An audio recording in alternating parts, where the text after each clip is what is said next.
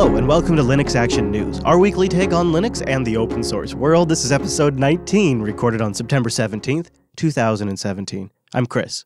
And I'm Joe. Hello, Joe. It's good to be with you, but nobody cares about that because it's GNOME release week. Version 3.26 has been released. It has, and the headline for me is marginal improvements. Nothing show-stopping, no amazing developments. It's just kind of polishing and making everything that little bit better. Is that fair to say? Maybe from the outside. As a GNOME user, there's quite a few things in here that I think are pretty great. And it's also just after their 20th birthday, which is pretty great. The first new thing that I'm looking forward to is the new settings application, which has a new navigation sidebar. Everything's listed on the side, clear, easy to read, good color contrast, so it's quick to scan through it. Wi-Fi right at the top, which is a frequent thing that I need to get access to. And in the browser area, they've added synchronizing with Firefox Sync like we talked about recently. So that's built in now too. That settings panel, looking at it, it just feels like, why was it not like that before? That's just how it should be. Yeah, exactly. It's something similar to what the Plasma desktop's working on. And I make an old man joke here when I say this, but it honestly reminds me a lot of macOS System 6's control panel, where you had just a clear, easy black and white icons on the left-hand side. You clicked mouse or keyboard, and then the respective settings showed up on the right-hand pane, and it works. So why not use it? There's a few other things that GNOME users will appreciate. There's now some nice smooth animations for maximizing and unmaximizing windows and snapping. They're actually really done well, and elementary OS users are familiar with sort of those nice perks. And this is the first release where the GNOME project is recommending Wayland over X11 because they got a new fancy display settings screen where you can independently control DPI and resolution settings for different monitors. I think that might have been from some of the work with our friends at Canonical recently. And that's baked in, but it only works with Wayland, so they call it a preview mode right now. Well, you mentioned Canonical there. This is going to be the release that's in Ubuntu 17.10, so it's pretty important to them. Yeah, and the crew over at Canonical celebrated. Will Cook and Popey brought a laptop cake to the release party with GNOME on the display. You have to go check out Twitter for this. It's really well done to sort of say, hey guys, we're happy to celebrate this with you. And I'm really glad this is the version that's landing in 17.10 because as a pro desktop, Boxes, the front end to emulation or virtualization, it has added a really nice feature now where you can share folders between virtual machines and your computers. You can create one folder in like your home directory, and then your virtual machines can get access to that folder in your home directory between them. That's going to be really nice, a big feature for Boxes that I've been waiting for a long time. And just to make things easier in GNOME software, updates are now going to be grouped by type to provide more accurate progress information when being installed. So we have core updates, feature updates, things like that. Similar features have now been added to logs. It's grouping similar message together. And Terminal now makes it easier to work with hyperlinks. So a lot of small little features that pro users of the GNOME desktop will really appreciate in GNOME 3.26. One public service announcement. This is critical to all you GNOME users, I know. Tweak Tool has been renamed to just Tweaks. You have been warned. And all joking aside, there is one more big PSA with this release of GNOME. There are no longer status icons in the bottom left. That little annoying tabby things that held your Skype icon or your Dropbox or Telegram icons, gone. And the only way you're getting those suckers back is by using a third-party extension like Top Icons. Yeah, that to me is a mistake, I think, because, okay, some of them can be annoying, but some of them can be really useful as well.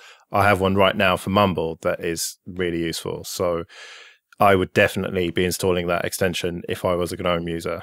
Yep, and I think a lot of the distributions that ship GNOME out of the box will just start shipping that extension now, and we'll see different ways of implementing that. Some will do it as a package, some will do it as an extension from extensions.gnome.org.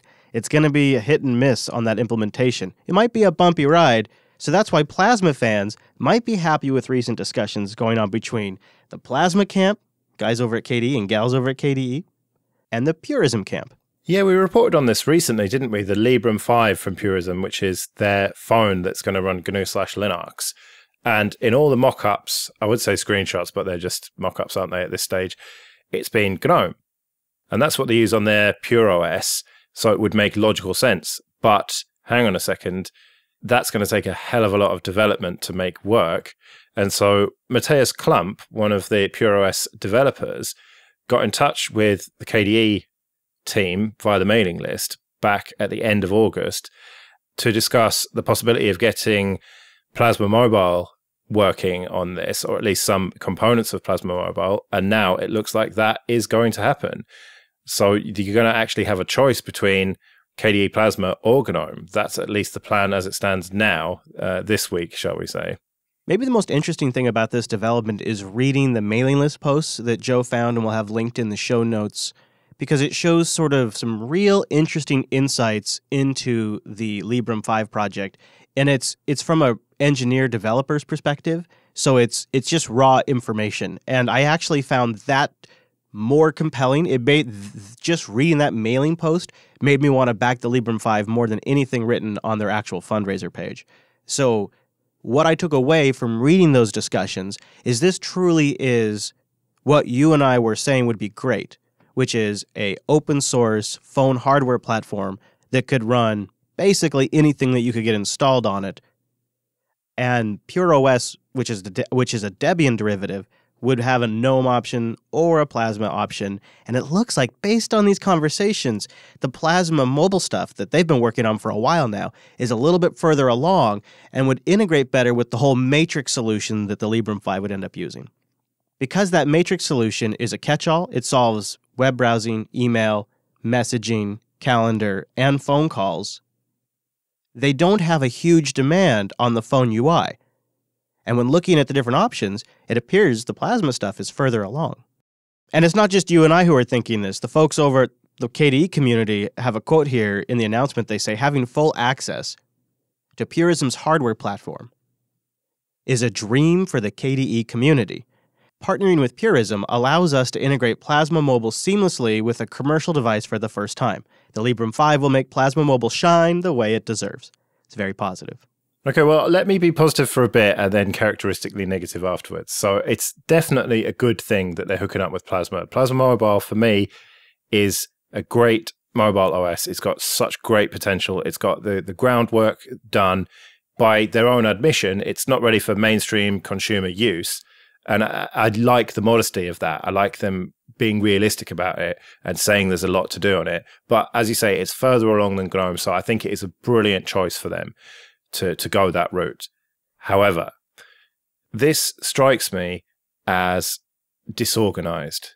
Why did they launch saying it was going to be GNOME and now they're saying it's going to be KDE and probably GNOME as well? And it just seems like they haven't really got it together properly. There's no specs for this phone. It's all just up in the air. It's kind of just like, well, give us a bunch of money and we'll just trust us. We'll make something good. And a lot of people have backed this. And since the KDE announcement, a lot more money has come in and it's looking like it might maybe happen now.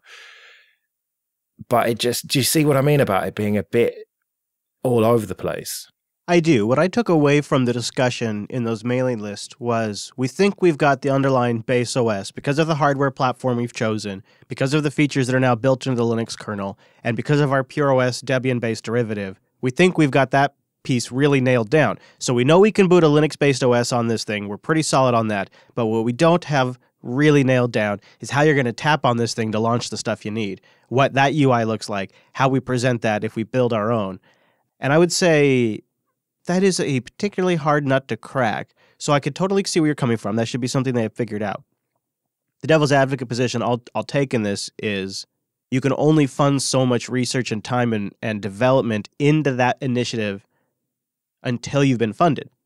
So it's because it's such a challenge, it's hard to really justify spending the money on fixing it until you have an indication that things are going to go that direction. Am I making any sense? Like, I'm trying to come up with their position, and I'm probably missing some point, but I guess that would be my positive sort of devil's advocate response, because mostly I agree with you, Joe.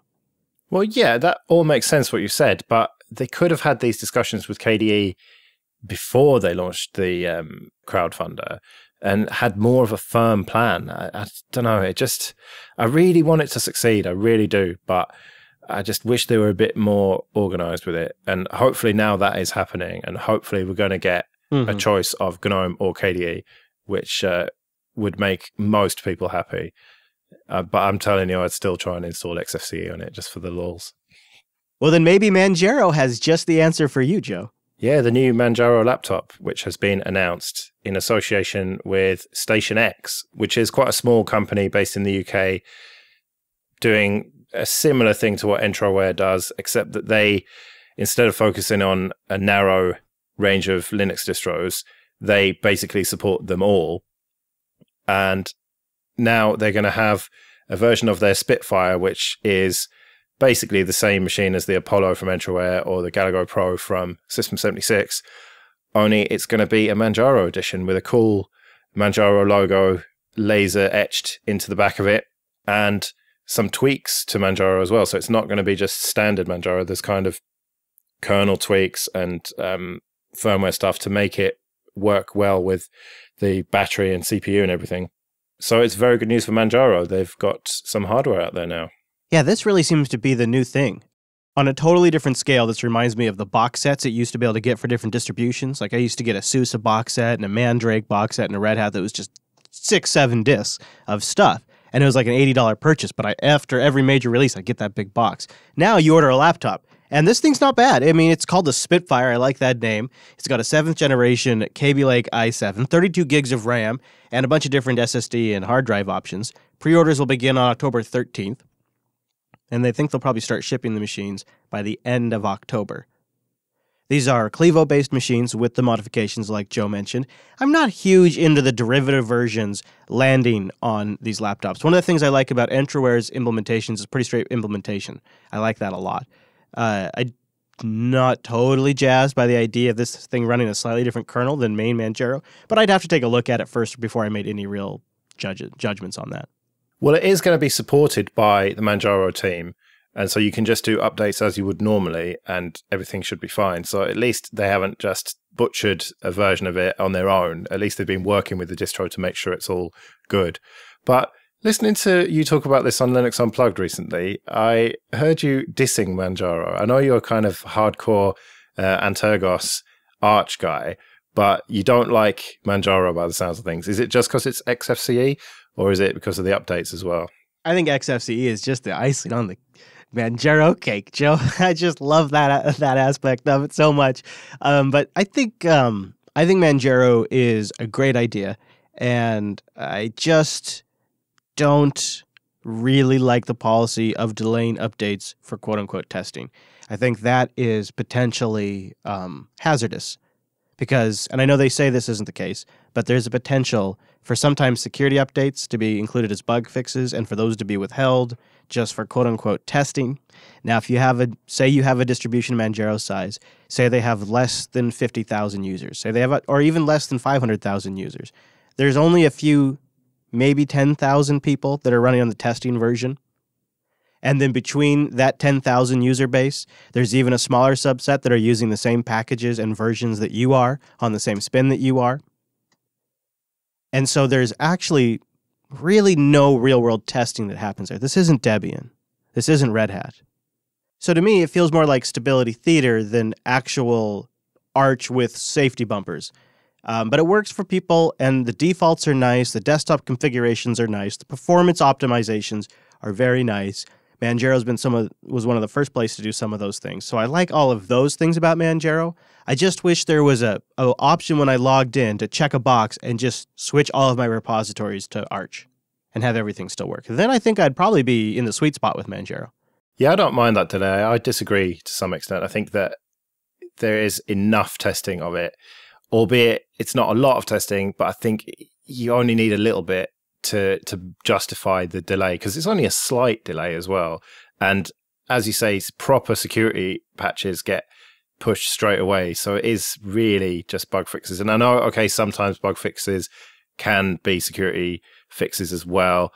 So I can see where you're coming from, but I have a real soft spot for Manjaro because I've installed Arch. It's a huge pain. And Antergos, I've just had bad experiences with. I can't even remember why. And I've always enjoyed using Manjaro when I've used it. And having a really nice XFCE setup with Numix icons, and everything looks nice to me when I've used it. So it's kind of my backup if I ever want to go down that rolling route. and have a nice XFCE desktop. So, yeah, I just felt a little bit slighted hearing you dissing my beloved Manjaro. Well, I'm glad you're here to defend them, because I think they do deserve some defense. I would conclude my other problem with the separate software repos is it's a separate set of infrastructure to manage, which they have had some accidents a couple of times in the past. It's a different area of their expertise that's going to always be stressed and won't be the primary focus for them. And it's something that's particularly harder for a small team to pull off. The infrastructure around it, the security around it, just reauthorizing your SSL certs. If they were using mainline Arch repositories, this would be something that the distribution didn't even have to worry about, didn't even have to focus, and they could spend the rest of their time and resources on making that desktop even better. But I'm glad it works, and maybe one day I'll give it another spin. I did try it for a while, and I was impressed, and it functionally worked great for me.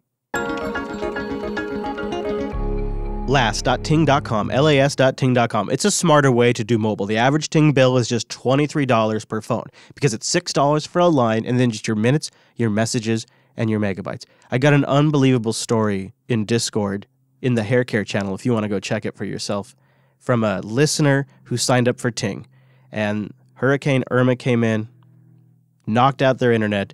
They switched on their Ting device, just tapped the hotspot mode, because it's in there. Ting, if you want to use it as a data device, go ahead. They turned it on, and they ended up with an $80 bill. It's their largest Ting bill they've ever got because they used a lot of data. There was a primary connection. And they emailed Ting and explained what happened. And Ting knocked it down to, I think it was $60 or $20. They took a huge chunk out because they're a great company. And they've been around for a while now because it's Two Cows that owns them. And they've built a company around really doing mobile in a different way.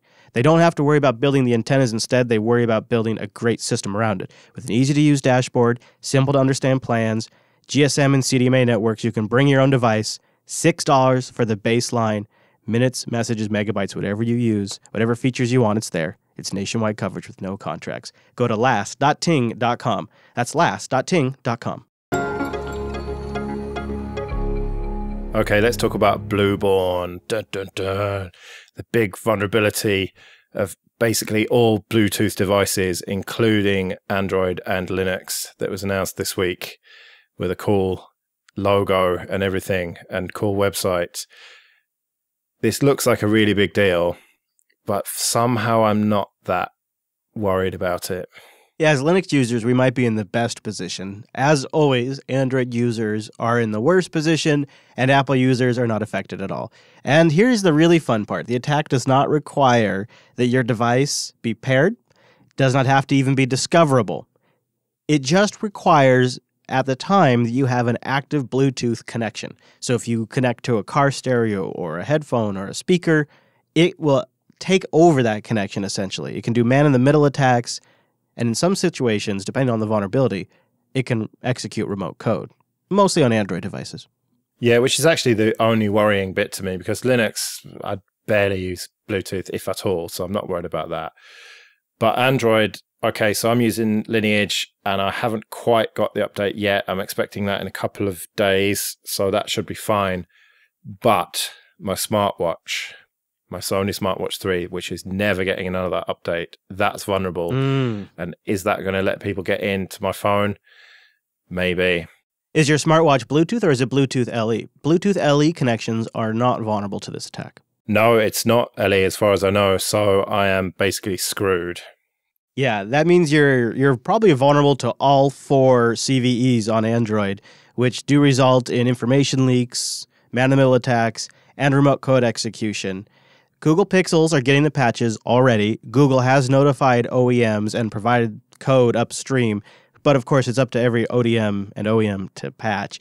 Linux 3.3 and later are affected by this, and any Linux system using BlueZ is also affected by this vulnerability. All those vendors, supposedly, vendors being distribution maintainers in this case, have been notified as well.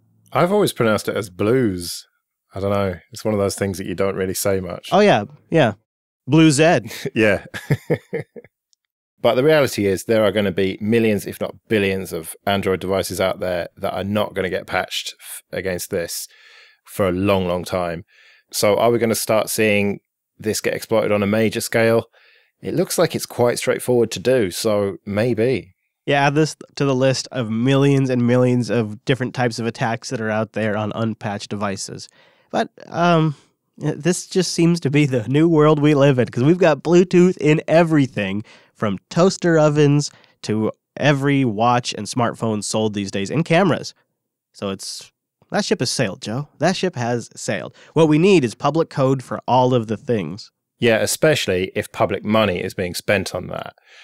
And so the FSFE, the Free Software Foundation Europe, have launched Public Money, Public Code, which is a website and a campaign with a nice video which explains in quite a clunky way, I think, but never mind, how if you're going to spend public money on code being written, then it damn well should be released under an open source license. And this is something I've been talking about for years, and we all have, surely, because it's outrageous that they spend public money on code and software that's proprietary and that we can't all benefit from. Yeah. In the big picture, it locks government into contracts where vendors can exploit them, and that exploitation results in lots of public funds. There is an obvious counter-argument to this, and that counter-argument would be national security secrets. Secret patented code that has to be used for certain things. But government is so much more than just national security. You have local government. Here in the United States, we have the national park services and state governments that could all use this, wildlife agencies. There's no reason that this couldn't be widely adopted wherever applicable. There's 7,218 signatures right now on this open letter. I also take pause in trying to force any technological decision via legislation. It seems like if open source is competitively better, it would eventually just take over in government. And to that point, at FOSDEM 2017, there was a talk about the gaining momentum of open source in government, which is a good talk if you want to go look it up. It's audio. So it does seem to be already picking up some momentum. In this case, because it is public money, I do think that stuff, whenever possible, should be open. And whenever can't be open, there needs to be some sort of documented reason why, and explain what the functionality is. Yeah, if it's kind of weapons systems or whatever, then that kind of makes sense. But if it's, yeah, I don't know, the software running a library or whatever, there's just no reason why that shouldn't be open. Publiccode.eu if you want to sign the open letter. Maybe you could do that in a Firefox multi-account container. Yeah, is this going to be enough to tempt you back to Firefox, Chris, I wonder? I've been using Firefox for a long time, well, forever pretty much, and I have Chrome installed generally, but I stick to Firefox, and now I've got even more reason to use it.